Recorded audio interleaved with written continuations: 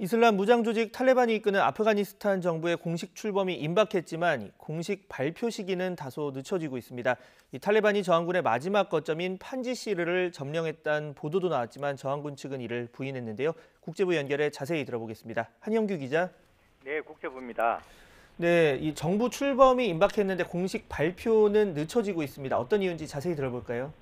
네, 탈레반이 이끄는 아프가니스탄 정부 출범이 임박한 가운데 공식 발표는 늦춰지고 있습니다. 외신들은 토요일인 오늘 새 정부 발표가 이루어질 것으로 예상했지만 빌랄 카리미 탈레반 대변인은 새 정부 발표와 관련해 정확한 날짜가 정해지지 않았다고 말했습니다. 스푸트니크 통신은 발표 연기 이유 중 하나가 탈레반과 하카니 네트워크 간의 의견 충돌 때문이라고 보도했습니다. 1980년대부터 본격적으로 활동한 하카니 네트워크는 1990년대 후반 탈레반과 손잡은 극단주의 조직입니다. 2017년 150명의 목숨을 앗아간 카불 트럭 폭탄 테러 등을 주도한 것으로 전해집니다. 탈레반과 하카니 네트워크는 외부 세력에 맞서기 위해 힘을 합쳤지만 정책 노선 등에서는 종종 이견이 있었던 것으로 알려졌습니다. 정부 구성과 관련해서는 탈레반 최고 지도자인 하이바툴라 아쿤드 자다가 새 정부의 최고 수장을 맡고 그 아래에 정부 행정 실무를 책임질 대통령이나 총리가 임명될 것이라는 관측이 유력합니다. 네, 저항군의 거점인 판지시르, 그야말로 자연이 만든 요새인데 여길 탈레반이 점령했다는 보도가 나왔고 저항군은 이를 부인했네요.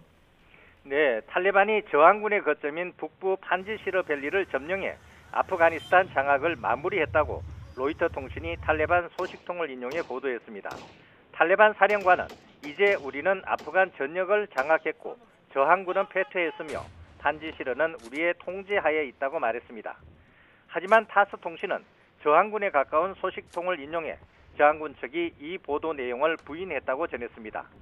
이 소식통은 사람들을 겁주기 위해 탈레반이 전파한 루머가 있다며 그들은 여러 방향에서 판지시르 침투를 시도했지만 퇴각했다고 주장했습니다.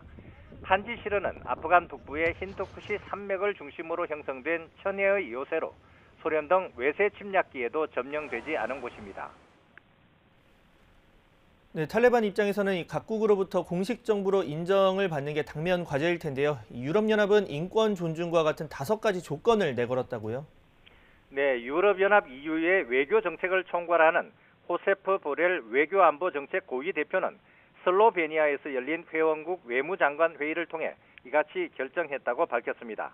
5가지 조건은 아프간이 테러 수출의 기지가 되지 않을 것이라는 보장과 인도주의적 지원에 대한 자유로운 접근 약속, 인권과 법치, 언론 자유 등에 대한 기준 준수, 외국인과 취약한 아프간인의 이주 허용, 폭넓은 정부 구성 등입니다.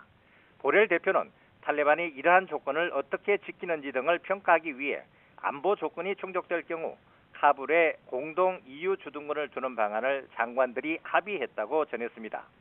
앞서 보렐 대표는 지난달 17일 아프간에 대한 개발 원조 자금 지급을 중단했으며 탈레반이 이 자금을 얻기 위해서는 유엔